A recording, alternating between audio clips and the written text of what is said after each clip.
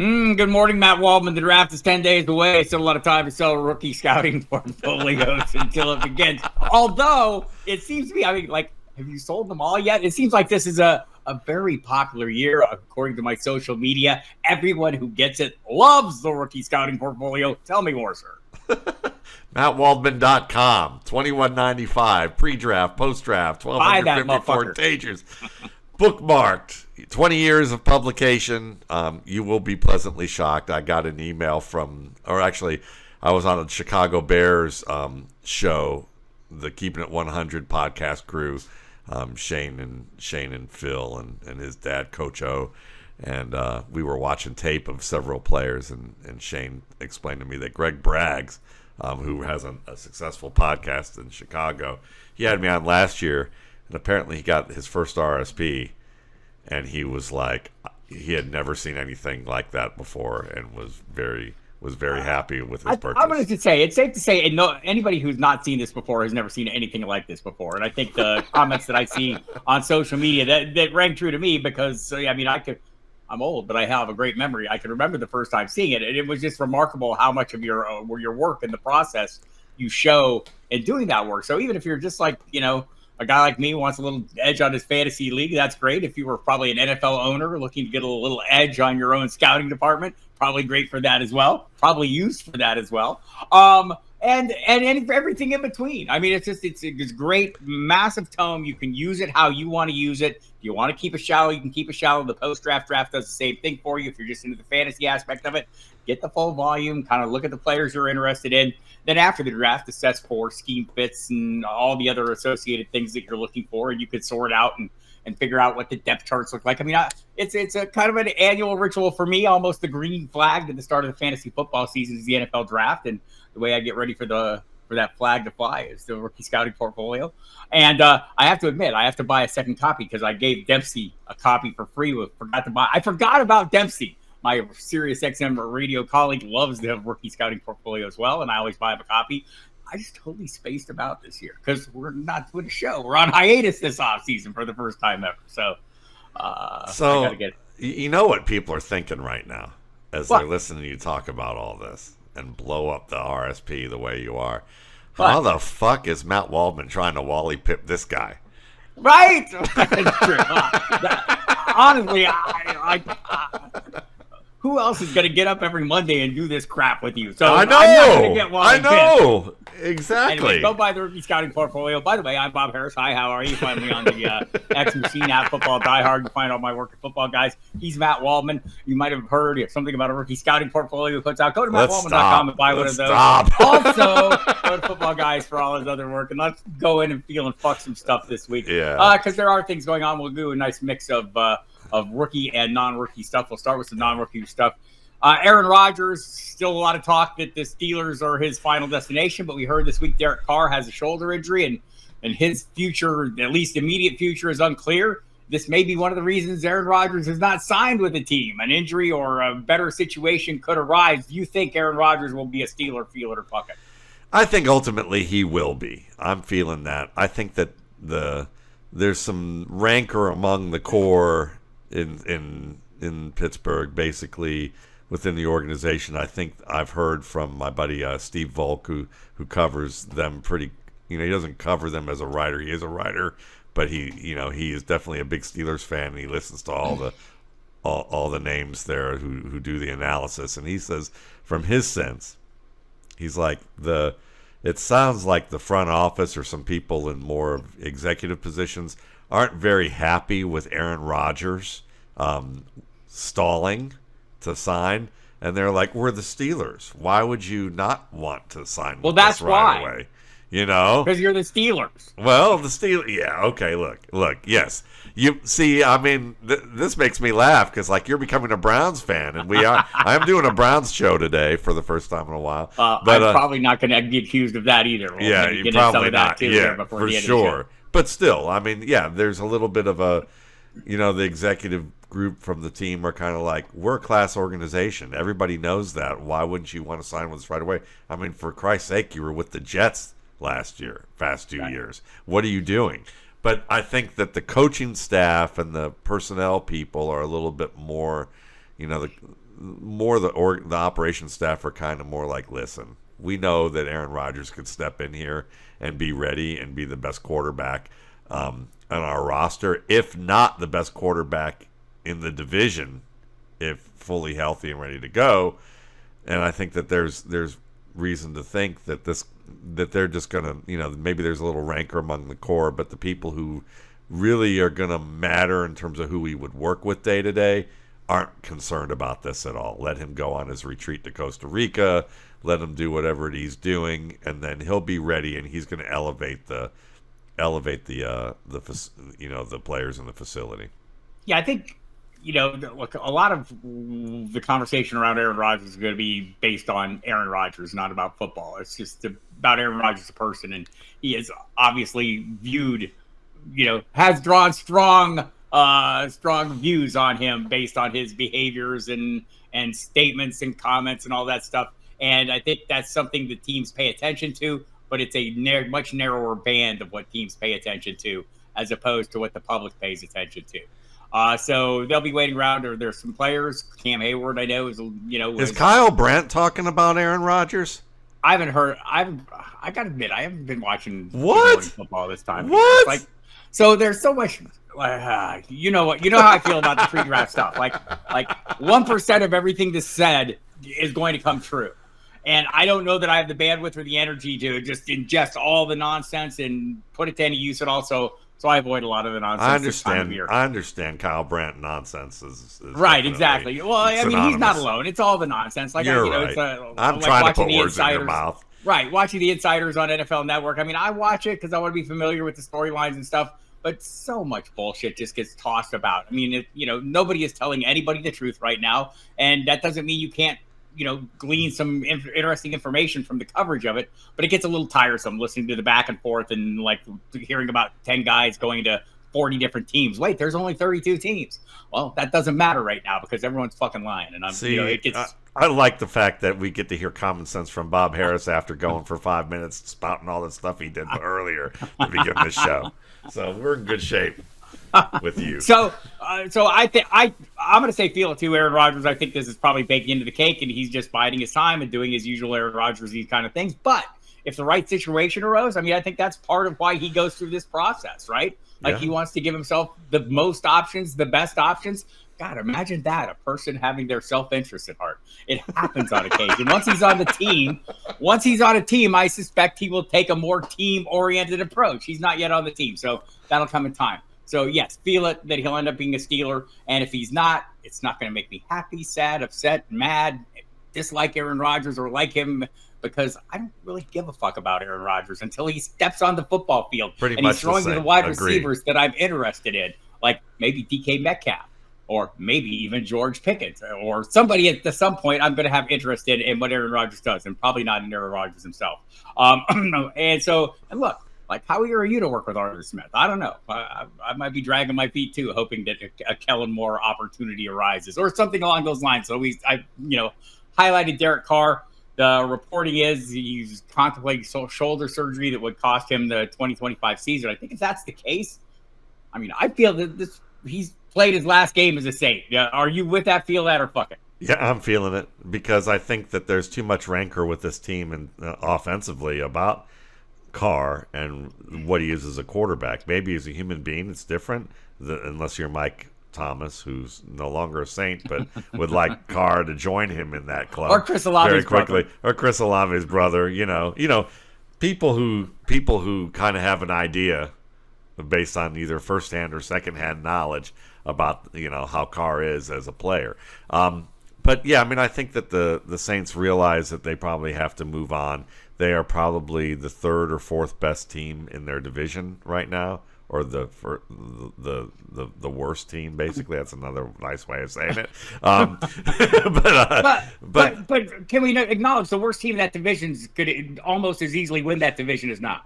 I'd say this year that's still very possible, but I think that's going to change in a year or two, and they may end up being bottom dwellers for a while. So, getting a guy like Aaron Rodgers would be ideal for them because they could instantly compete with Baker Mayfield and the Tampa Bay Buccaneers for being the top team in the division. But it will be short-lived because I think with what we see with Michael Penix, especially with Bryce Young.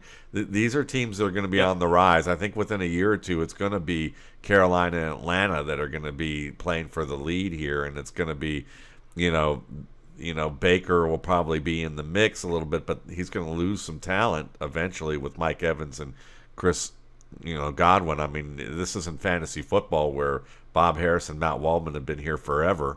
I mean, these guys eventually going to have to retire at some point, and it's probably going to be sooner than later. I hate the thought of Mike Evans actually retiring. That'd be horrible. I just drafted him. He's the Bob Evans. He's the Bob Harris. He's the Bob Harris of wide receivers in the NFL. He's fantastic. Oh, speaking of wide receivers, Washington State wide receiver Kyle Williams. He is visiting everybody, it turns out, this week. 9 teams. I'm sorry. Bears, 49ers, Seahawks, Dolphins. Scored 14 TDs last year. And all of a sudden, he ran as a 4.4 40. Look, some people get a little too caught up in the speed thing, Matt. That's what I'm told. I don't know this for sure. But somebody named Matt Waldman tells me the speed is a bigger deal. Runs a 4.40 at the combine, and suddenly he's an early day 2 pick. Feel that or fuck it.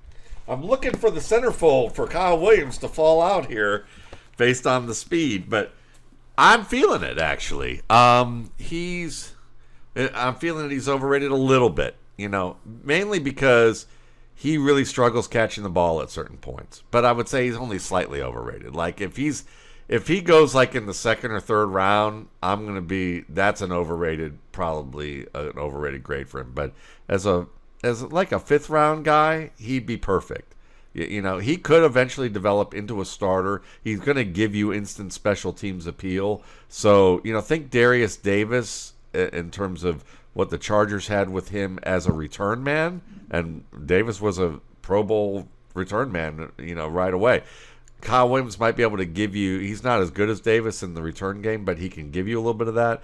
And he's a better receiver than what Davis was right off the bat. I think Kyle Williams can legitimately develop into a starter, but there's some things he's got to address and prove before that happens, and that's, running better routes and catching the football. He can do well against press, and I think the routes are good enough for him to contribute now, but he's not an instant starter. And then the hands are the thing that could derail him a little bit if he doesn't clean up the clap attacking and some of the work that he has going on there. But when everything's looking good on tape, this is a GM special where the scouts may look at him and go, yeah, he'd be a great 4th, 5th round pick. And then the GM's like showing you the hit clips that he saw on YouTube, and is like, how come we're not, we need to have more focus on this guy. That's kind of what I think is happening here. How often do you think that happens, realistically? What percentage? Give me a percentage. I would, of that dumbassitude that happened with the Rams that I always told about with Aaron Rodgers, with Alex Smith. I would say probably somewhere between 20 to 30% of the time at most, But I think it's often enough where you hear stories where you're like, and I think it depends on how you lump them together. Like, if you're going to say, hey, scouts, let's look at these hit clips of players, and let's not look at it completely, probably 20 to 30% of the time. And I am guessing, folks, just from the stories I hear. Now, if you add dumbassitude of the scouts did all their work, the GM did all their work, and then the owner hears something and overrules it. That's the next question. What percentage of times does the owner get a hold of these sizzle reels and totally destroy a draft? I would probably go more towards 30 to 35% of the time with that. And if you combine those two together, now you're seeing why, I think scouts are frustrated. Because I hear the common thing that I hear from people connected to the scouting industry, let's just put it that way, as scouts or people who do work with NFL teams and in around that industry, the common complaint among scouts is that, the owners realize this is an entertainment industry. Right. And their job works at cross purposes for that. So it's very frustrating to do your due diligence and have somebody come in and just ride over the top the most cockamamie idea possible, in an orange helmet. You're speaking of it like one team, like there's only one team that happens to, and Colts It's fans the only would team beg to that differ. Yeah, I would agree. Yeah, well, he's gotta stop dressing up like he's a teenage boy. I think that's the one thing that might need to change a little bit. You're talking to a man wearing cargo shorts right now. Watch out, buddy. Cargo shorts are okay, but you're not wearing like NSYNC sparkly outfits, with your. Hold on. Not on this show. Can I wear my hat like this and start Instagramming the way he does, and then like having like the sequined outfits, like he's on a he's at like the Sears getting his glamour shots. I think Mark Davis's haircut is way more egregious than however Jim Irsay is wearing his hat, whatever sparkly things he has on. Yes, I would say definitely Jeff Daniels' Dumb and Dumber getting channeled right there is for sure. But and PF Chang's. I mean, like, we're not getting sponsored, so who gives a fuck? I've derailed the whole program. I know. Here we go. Let's go. Defensive end, Georgia defensive end, Mykel Williams. Could he be better than Abdul Carter, who is apparently the best thing since sliced bread? Yeah, I think there's very, very good possibility that Mykel Williams and a few other guys, but Williams is a good example of one who could be better than Abdul Carter in the NFL. Now, Carter is certainly a special athlete, and he's gotten the big ticket stats in terms of sacks. But when you watch how he plays the run, how he diagnoses information, people I trust within this group, like Dan Hatman of the Scouting Academy, he's talked about.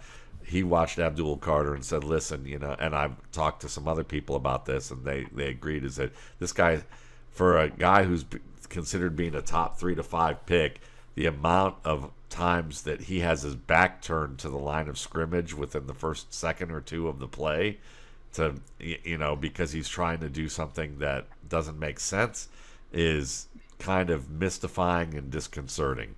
And he's one of those guys that he has the flair for the impressive, but the common refrain I hear is, if anyone thinks he's the next Micah Parsons, they are sadly mistaken.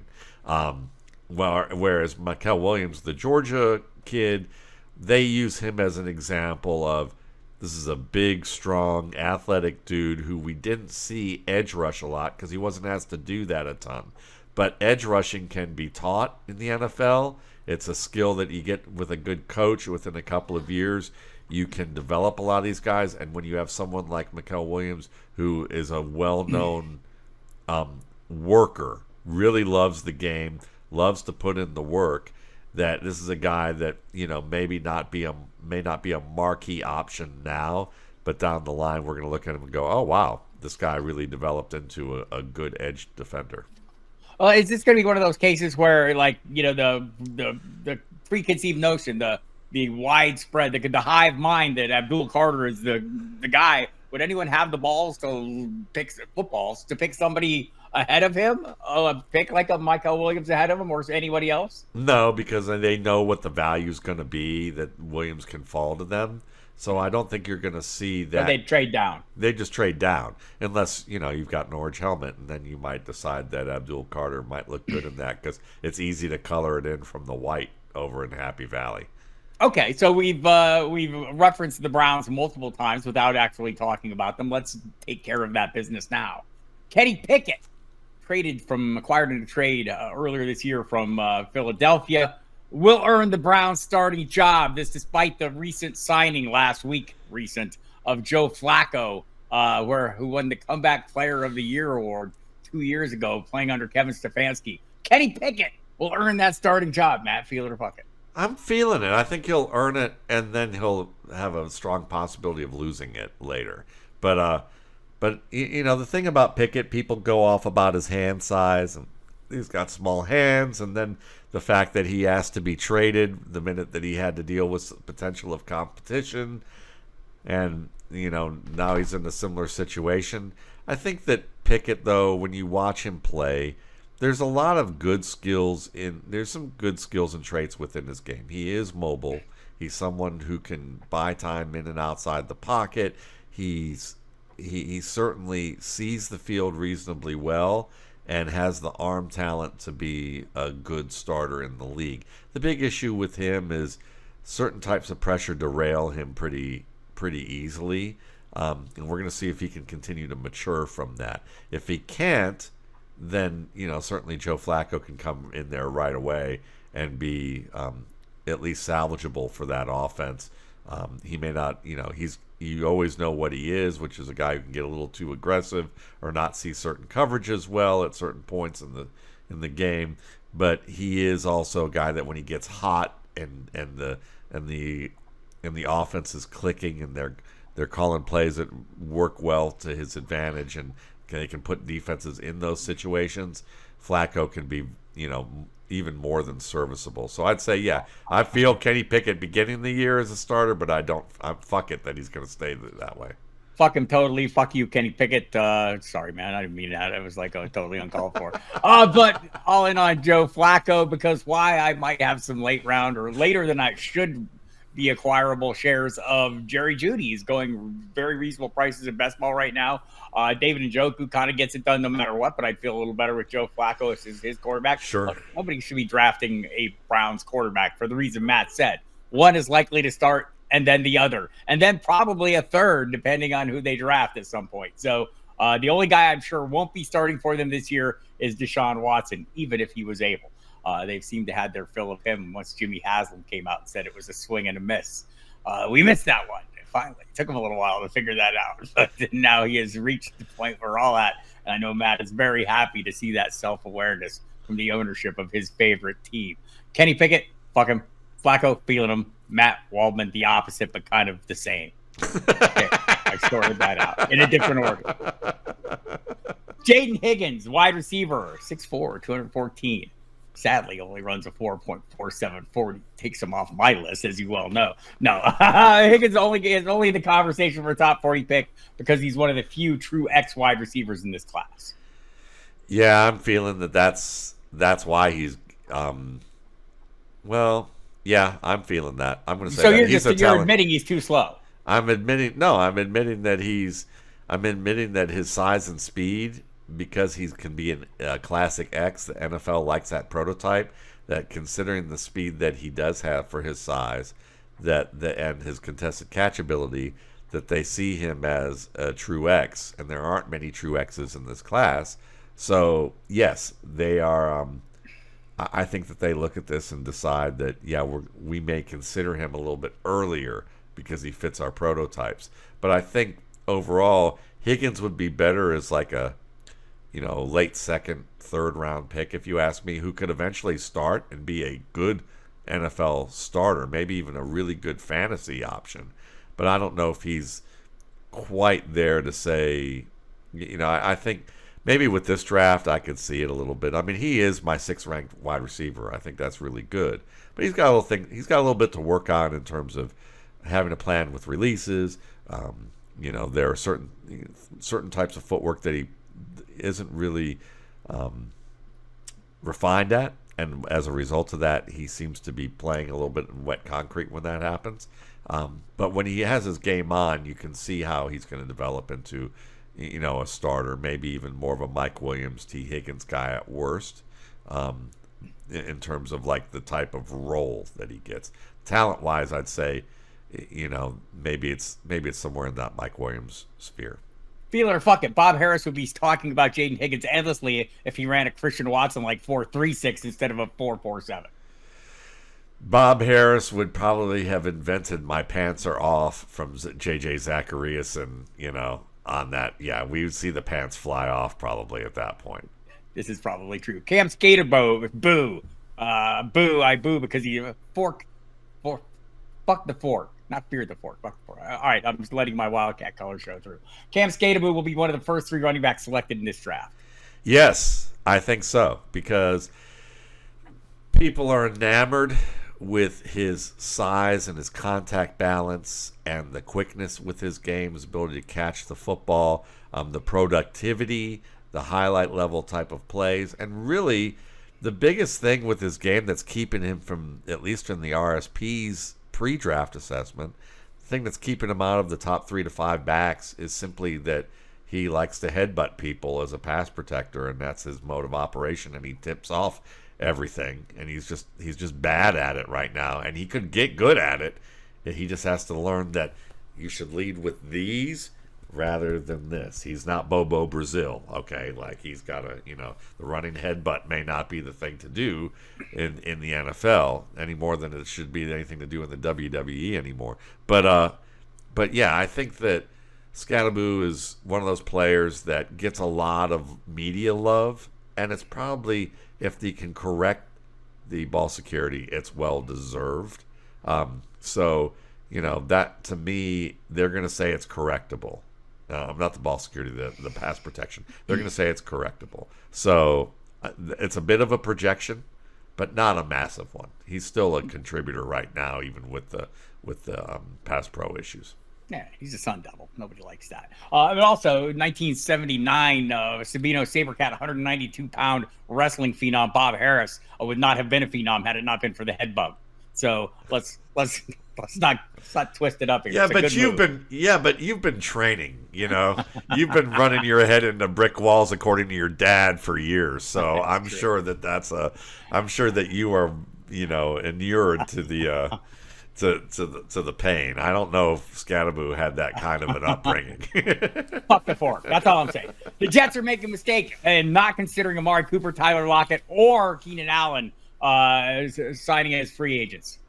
I would say yes, but I would also say that Amari Cooper, Tyler Lockett, and Keenan Allen are probably not making a mistake if the Jets were considering it and they decided not to. Not to go to New York. But I think they are. I mean, it would be, especially Cooper or Tyler Lockett to have as a complimentary option in that passing game. I think that would be worthwhile. But, I think maybe they see Cooper and Lockett more as a similar type of player as Garrett Wilson. And that might be the real issue. And Allen kind of having like a really poor start to the season, they might feel like that maybe he's lost a little something. And also the Jets want to run the ball a fair bit, so they might go two tight ends more often and feel like having a slot receiver isn't probably in their best interest, who's going to be on and off the field, and they're going to have to pay a lot for a receiver like Allen to do that.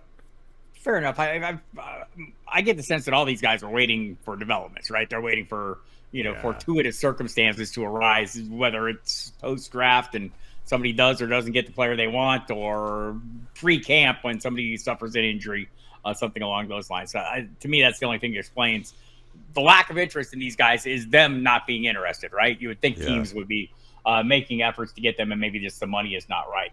Elic Ayomanor. Can I say it right? You did. Ayomanor. You did it. Ayomanor.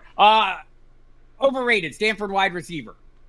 I think he is. I mean, I still think that there's going to be a team that didn't get the memo that this kid, after the stem, is pretty much he looks really good in terms of that he can run fast, that he has decent size. You see some good route skills with his game, but at the catch point and his ability to separate overall is a little bit overrated at this point, and the catch point's very overrated. A lot of drops, a lot of issues being able to get separation, late in the route. He seems to self-destruct when the ball's in the air, and getting on vertical routes like that. So that's a big part of what his game is built upon, and I think that he's one of those players that he'll be in the league for a long time, but as like a wide receiver 4, wide receiver 5 who rarely sees the field, and when he does, he's not getting targeted a lot.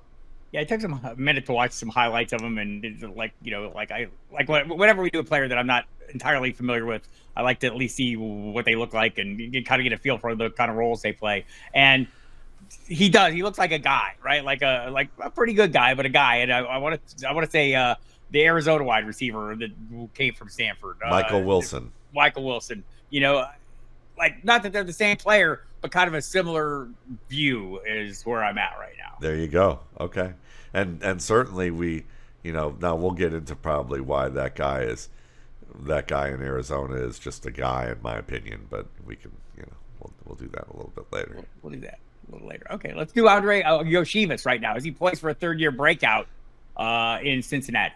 I mean, on paper it doesn't look like it necessarily because they got Gesicki, They've got Chase. They've got Higgins re-signed. I mean, what's he going to be? The third or fourth option at best. Balancing that with Gesicki, and then you still got Chase Brown in the mix as a receiver out of the backfield. So the answer is probably not. But the dude's now working at about 220 pounds, and I think if Higgins were to get hurt again, I think if Jermaine Burton just continues to implode, then Iosivas could very well have that third-year breakout because he's continuing to improve. You saw the improvement from year 1 to year 2, and he's continuing to work at his craft. He's a smart kid who's putting in the effort, and I think that it's going to pay dividends for him down the line. So I think it's very possible. He's like the guy in dynasty leagues you want to trade for and hold on to, if it's a deeper league, or just get off the waiver wire and keep monitoring his progress there. And if you're in a redraft league, then he's that guy that you probably just want to, if it's a deep league, 25 roster spots, something like that, maybe you add him and have him as a bench stash just in case of an injury. That's interesting. We'll see. I think the fact that you did not mention Jermaine Burton in that first group when you were talking about the guys who were there demanding work, and Burton wasn't one of them. He was the afterthought. Says a lot about the situation, and I kind of agree. Iosivas just seems like you're not one of the top two. The Bengals are the pass heaviest offense in the NFL for the last 3 years, so that maybe works in somebody's favor, but doesn't seem like it's going to be one of the wideouts not named Chase or Higgins. Omarion Hampton, a good fit with the Giants and Steelers, the UNC running back. I think better with the Steelers than with the Giants, but I think he could be good in either one of those systems because I think they want to pound the football. And Hampton is a volume runner disguised as a big play runner, but the disguise has some it's kind of one of those disguises that you get on Halloween at the grocery store as opposed to that cool place at the mall. At least it was cool when you were 8, 9, 10, 13. Spencer's Gifts? Spencer's Gifts, Hot Topic, whatever, one of those. Yeah, Spencer's Gifts, you got it. But yeah, so I think you could say, it takes Omarion Hampton a little bit to get up to that top speed. I think that's going to impact him some. But he's a powerful back. He should get better at pass protection. He should improve his fumble rate a little bit more. And if he can do those things, he'd be a good complement to a guy like Jaylin Noel and work his way into that Najee Harris role. But I will have a good laugh when Najee Harris is running for 1,200, 1,300 yards in Charger Town. And our Steeler Omarion Hampton looks like Najee Harris. Well, that was going to be my next just a follow up. Well, compare and contrast Najee Harris and Omarion Hampton. I'll take Najee Harris every day of the week. And I know that's an unpopular take because people think Omarion Hampton is. They do. They think he's Jim Brown. But he's no Jim Brown. I would say that he's a good young back. But Najee Harris kind of got a raw deal in Pittsburgh in terms of how people viewed him. That offensive line was trash for a long time. Quarterback situations weren't great. Exactly. He's the one who's at 1,000-yard season, I believe, every year or close to it. He's I know he's had, I think, the only back with 3 consecutive 1,000-yard seasons. I think that's what it is. Catches the ball very well. He has decent burst. He's a tackle breaker. You just got to give him a little bit more of a lane sometimes and force, And I think that's the thing. 1,000 yards every year. Yeah, there we 4 go. Straight Good. years. 4 straight years. There you go. So with the Chargers, I think you've got a player that they probably looked at him and go, "Wow, I think we lucked into this." So, the Steelers have a history of that. They poo-pooed James Conner and said, "Oh, that Benny Snell, he's gonna be that next good thing," and James Conner's still playing at a high level. Yes, he is on many of my own fantasy teams. I will mind you, people. All right, moving on. Matt Harmon, our friend from the Reception Perception world, and Yahoo says if you rated Luther Burden III number 1 overall at wide receiver, you've done so because of the flashes he's shown. As somebody who rated Luther Burden very highly, Matt Waldman, how do you shoot back at this? Yeah, I rated him number 1, and the way Matt said it wasn't really negative. It was more of if you see the moments where he actually is running routes downfield, where he is doing stuff that you would see from an alpha wide receiver, a primary wide receiver, then it's understandable why you would rate him that high, because when he does those things, it looks very good. Now, at the same time, what I would add is, Matt's work at reception perception counts how successfully a player does things. He's counting results, and then showing you the process of what those routes are, and how well he does those things, and it makes observations about the process, and it's very useful work. I would say that where maybe the RSP and reception perception complement each other is that while he's tracking the percentage of success with routes, the RSP is looking at the techniques behind those routes to say, are they projected to be successful in the NFL, or does he do the techniques that will make him successful? And I would say that a player like Burden, Harmon probably looks at that, and the counts of the types of routes you want to see from an alpha are low. So the sample size is low, and that's why he's talking about it as flashes. Whereas I think for me, the sample size doesn't need to be as high when you look at the available sample size and the techniques and the concepts that he's using and the craft that he's executing is clearly there and repeated throughout that small sample size. And so I would say, for me, I didn't see it as flashes, but I understand why Matt would look at it from that perspective in his process. And both can be helpful to you. Mine kind of fills in the gap there with that from that standpoint. But then you can look at it the other way and say, well, Matt, if you're wrong about Waldman, if you're wrong about Luther Burden, then it's because the sample size wasn't big enough. That's how you might look at that. But then you could also say the opposite. And I think it's probably going to be more the opposite. Is it also possible you're just not as keen on the rest of the class, or the players that are viewed as relatively higher by most of the field? I don't know. I think that, especially last year, Luther Burden would have been my number 3 receiver, I think, in that excellent class. And certainly, Travis Hunter wouldn't have been far behind.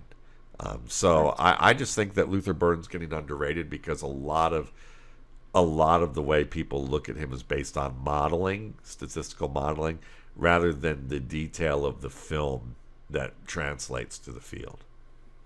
All right, fair enough. Cardinals. I know you're a huge Kyler Murray fan, and I wanted to ask about that. He's the gift that keeps on giving, Bob. The Cardinals will be better in 2025 if Murray runs more, which he said he expects to do. He said his knee was an issue, and we kind of knew that it would be going into last year, full year removed, but still takes time. I think these injuries, we give them grant healing powers that don't necessarily exist. He's always been great when a runner from a fantasy perspective. You get a 500-yard rusher in there. You got a pretty good quarterback. Well, where are you at? Feel it or fuck it? You expect the Cardinals to be better if that happens? If they are the Bob Harris Cardinals in his fantasy team, I absolutely expect them to be better. I'm totally feeling that. If they're the Dave Kluge That's all that matters. Cardinals, or the Matt Waldman Bizarro fantasy team that would actually deign having Kyler Murray on the squad, then yes, and I probably have one of those every year. But the Cardinals being better when Kyler Murray runs more, when has that happened? When have they had a winning season? When has he supported multiple receivers and on a regular basis? And all he's doing is stressing his offensive line and stressing his wide receivers more often when he does this, or he's just ignoring opportunities to create that could lead, in a quick, efficient manner that can lead to big plays and might actually help the team be better overall. So no, they will not be better.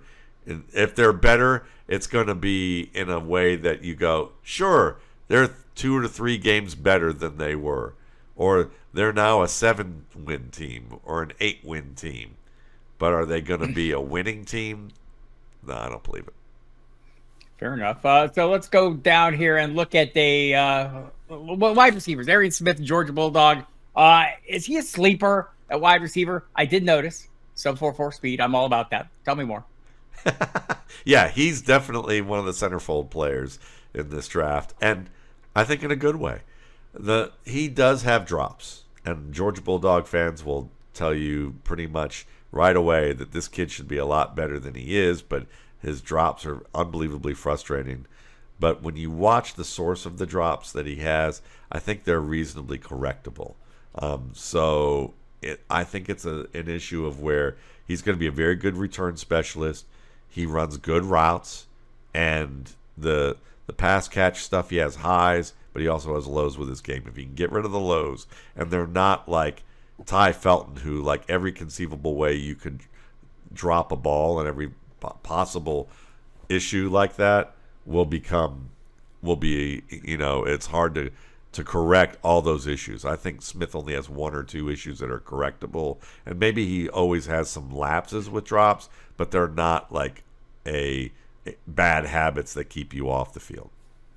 Iowa State wide receiver Jaylin Noel is 0.03 of a second slower, but about the same size otherwise. How much should I hate him for being 0.03 of a slower? You shouldn't at all. I think Jaylin Noel is excellent. He is definitely not Mykel Hardman Part 2. But I would say if there is a Jaylin who's a Mykel Hardman Part 2, it's Jaylin Lane, the Virginia Tech receiver who a lot of people are getting very excited about because of that speed. But his profile in terms of on film, what he does well, what he doesn't do well, what you're going to have to create for him to make plays is very similar to Mykel Hardman. And I would even argue that Mykel Hardman might have better hands than Jaylin Lane does. But Jaylin Noel, he's nowhere near that type of player. This is maybe a discount version of Matthew Golden. You might get him a round or two later and feel like you got as good of it. You got a better deal overall. Because we're all looking for the next, I don't know, Kenny Galladay or Chase Claypool. Kenny TeSlaa. Could he be that guy? Yes, Isaac TeSlaa could be that guy. And I mean that, obviously no one's really looking for that, but people are going to get fooled the way that they were fooled by Kenny Galladay and Chase Claypool. Because if he winds up on a team with two good receivers and they put him inside, he's a big boy with a good catch radius who can run after the catch, and he has excellent athletic ability. And he could make plays and matched up against linebackers and safeties on a regular basis. And people are going to, and then suddenly, for the first 5 to 7 games, he's blowing up and people are like, no one's talked about him. He's a gem. And they're all excited, and everybody in the fantasy football is talking about him. And then next thing you know, defenses start to roll over in that direction to prioritize him, and you never hear from him again. Or wish what you heard from him was better. I'd like to do a Matt Jones comparison, but Jones was a quarterback in Arkansas, so I guess it's not a direct correlation here. Yeah, but it was, I get it. And but I think that TeSlaa is one of those guys that he could get better, but he's going to have to realize that when that early success comes, that he hasn't made it, that he was propped up a little bit. He's like Rocky before he faced Mr. T. Ooh. I think that's an old reference. I pity the fool. Yeah, see, there we go. All right, that's it. That's all we got today. Late Mr. T impressions by Bob Harris. You're welcome, people. What the internet has been waiting for and didn't realize how much it didn't need until just now. It's April. I think I just Wally pipped myself. Good for me. All right, everybody. Go to mattwaldman.com. Buy a rookie scouting portfolio if you've not already done so. I'm going to buy one, even though I have already done so. But you do you. We'll talk next week. Love you back. Goodbye. Love you, Bob.